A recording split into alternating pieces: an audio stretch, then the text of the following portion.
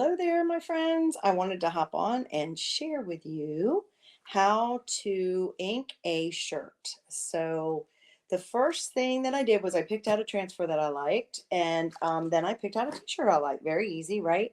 This is a t-shirt. You can do it on sweatshirts. You can do it on any kind of textile. You can do it on a pillow cover. You can do it on a tea towel, a tote bag. You name it, you can do it as far as inking. So the next thing I did was took one of my ink mats, which is a sticky mat that I have cut down to size to fit inside of t-shirts, and it will block the ink um, from going through to the backside, just in case the material is a type that might happen. So I have an ink mat in there already, and this is a V-neck t-shirt. So I don't really have to figure out where the middle of the shirt is for my placement. I use that kind of as my guide when I have a V-neck. But what I will do is I'll take my transfer off of the backer sheet. Some people call them transfer stencils. Take it off the backer sheet, and it is self-adhesive. It's sticky. Now I want it to be that way because I'm putting it on my fabric, so I don't need to do anything else in the meantime. And this design is so nice because it already has kind of arrows here as well. So that helps me figure out where my middle placement is on my t-shirt. So I'm using the bottom of my V-neck, and I'll kind of use that to line it up with. Now, as far as placement for up and down or where on the front of the t-shirt, this is the front, obviously. I do have a gauge that I could use, but I typically just take my hand and I go about my finger width down from that little V, or if it was a crew neck collar, I would do the same thing, as far as to figure out where my placement would be for the design. So that's kind of what I use as my rule of thumb.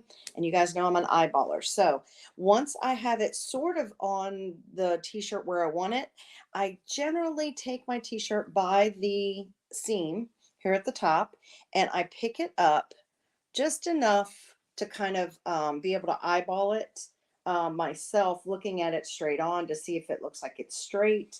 And if it's not, then I play with it a little bit. So that's probably the longest part of the entire project, you guys. It's just placing your transfer. But like I said, it is self-adhesive. You can pick it up and down, multiple times. You don't have to worry about, oh no, it's not gonna be sticky anymore. It'll still be sticky. But it is important to make sure you have your placement the right way. If you want to be more exact, like I said, they do make guides. They make the set that I have has adult, youth, and child. Or I think like infant size. So they do have multiple sizes in there. If you need a link for that, feel free to ask me and I will send you a link. But once I have it placed where I want it to be, I'm just gonna I double and triple check this, you guys. So you can do this on any t-shirt. You could even do it on one that you no longer really like the solid color on its own, and maybe you just want to upcycle it a little bit, or you can go buy you a brand new one. Guys, that's still off a little, so I could tell when I was starting to mess with the sides. Now the mat that's underneath it is sticky, so that helps me with, as you can see, this shirt is wrinkled. I can use the mat to help me smooth out my wrinkles. I don't wash my t-shirts or sweatshirts or any kind of textile before I ink a project on it. You don't have to. So hopefully now I moved it over. Like I said, guys, this is the longest part of the whole process and project, whatever. But just be sure you're happy with where it is. And even if it's off a little bit, you guys, I mean, really, who's going to notice besides you? The maker always notices all the mistakes, right? I'm just thankful that our creator doesn't notice all of our mistakes. Okay, anyway, let's go ahead and do this. But isn't this the cutest? I love this sassy little saying, and it's just so fun. I am just going to use one color, and I decide, of course, I'm using our Chalkology ink. I decided to go with Current Jam because I thought it was a nice complement to this mustard kind of yellow color. So that's what we're going to do. We're going to go ahead and open the jar. I'm going to grab a squeegee. I'm going to grab one of my bigger ones just because I'm covering the whole surface with it. So I can do that a little bit faster. So I'm just going to take my squeegee into the ink. Be careful though, guys. If you get ink anywhere else, it will stain it. So try to keep it on your design. And obviously you're focusing only on the silkscreen areas. Um, and then it's just going to go on as easy as it certainly can. And I love that this has a little bit of distressing built into this particular transfer stencil. So that's going to give it even some more interest. It almost looks like this is one of those old fashioned, I don't know, 50s or 60s maybe. Um, I don't know. I just makes me think of that. Like a lot of times you would see the triangle signs together, but like maybe like a road sign or something, like for a billboard. I just think, or a key to a hotel, old hotel, I guess.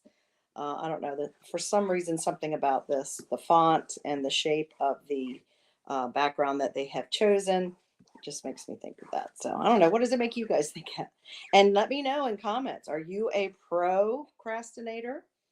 I have to say that I'm not, but I would still wear this t-shirt because it's just so dang cute.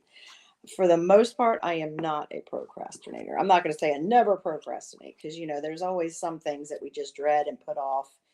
Um, Maybe a phone call or, I could definitely wear this during tax season.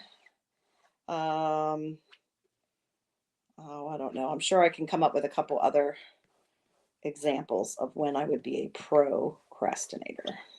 But I bet until you saw this, you never thought of it that way. I sure didn't. I love when there is something that has a play on words that just brings me joy. So I just went back over it, make sure every part of the silk screen has ink on it. Um, and then if there's any extra, I will pull it off with my squeegee, and then the extra that's on my squeegee I always put back in my jar.